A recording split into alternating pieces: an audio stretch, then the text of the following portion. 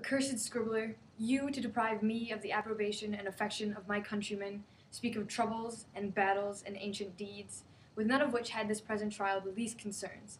But I, O you third-rate actor, I that rose to counsel the state how to maintain her preeminence, in what spirit was I to mount the hustings?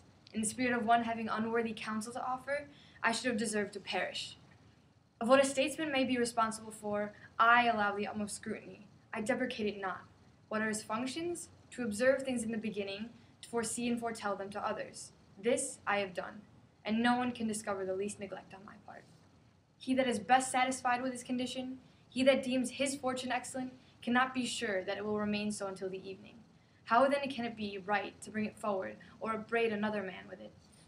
As Aeschines, however, has on this subject, besides many others, expressed himself with insolence, look, men of Athens, and observe how much more the truth and humanity there shall be in my discourse upon fortune than in his.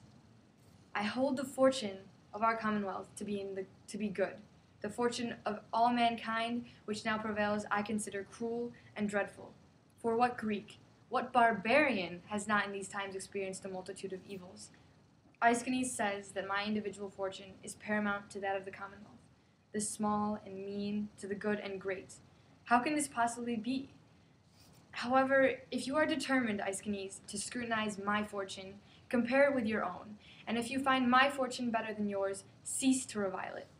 I don't think any person wise, who insults poverty, or who prides himself on having been bred in affluence, but by the slander and malice of this cruel man, I am forced into such a discussion. You undertook this cause to exhibit your eloquence and strength of lungs, not to obtain satisfaction for any wrong, but it is not the language of an orator, Aeschines, that has any value, nor yet the tone of his voice, but his adopting the same views with the people. Do you see? I have for my objects are the same with those of my countrymen.